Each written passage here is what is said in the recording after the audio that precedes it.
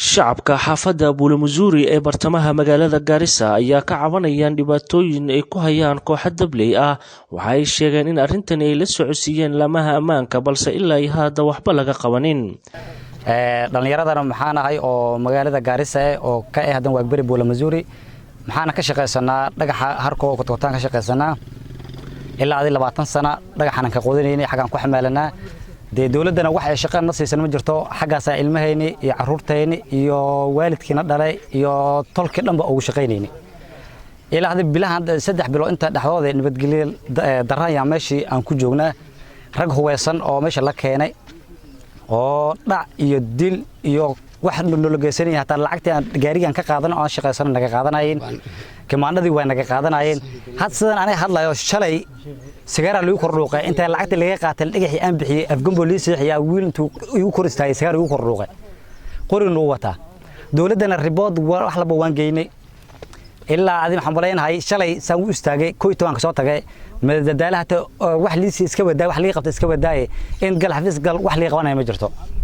markii u dambeysay ninkii u dambeeyay runta ii sheegay inuu waxba waxaan ka qabanay ma laba mid soo gal rag meesha ugu guur ama deey kale iska reeb dawladda Kenya waxaan u sheegayaa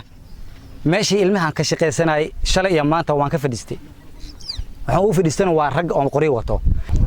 dugsi maan ilmo uga bixin dibkaas aan haysta aniga kula hadla iska xamaalataan agoodan dhuxul ku gato ma qabi duurkana qariyo ka soo gurtaan ta ku shita qarihi aan soo guran lahay maalin kasta aad boodka inta tagan naftaan cabsi aan bixilan bicabdidan la cararay naftaan aan bixiyaa muddo 3 bilood laga jawaabay ana wiilan naga radiyay 20 sano dhagax qoday dhagaxaas ilmaha lagu beesha qaaraantoleeda laga bixiya ilmaha fiil looga bixiya waa sheeyan ku noolno ileen dawladdan shaqo ka wayn waa xoogaanag inaan isticmaalno dhulka aan wax ka beersado dhulka asaga ay nabadgelyo la'aan ka dhacday arinta oo ka dambayso maana siyaasi ka dambeey runtan sheegi wax maana siyaasi ka dambeey maxaan cidiis meesha degan oo ka sii waka cidiis aad maan inta qori ku koraasto meesha guur ku leeyahay soo dhibkeed ma laho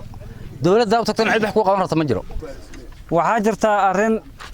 dhibaato fara badan keentay oo haddana aad u malayso in magaaladan Garissa ay gacanta ka bixin rabto dhalinyaradan meesha taagan iyo kuwa ka fara badanba waxay ka shaqeysanayaan dhagax waxay soo qodanayaan dhagax harko kodkota ay qodanayaan waxa dhacday in Malaysia imaatay oo dhalinyaradii mid la dilo iyo mid la garaaco laga dhigay oo la leeyahay dhulka annaga leh meeshana waa meesha ay ku dhasheen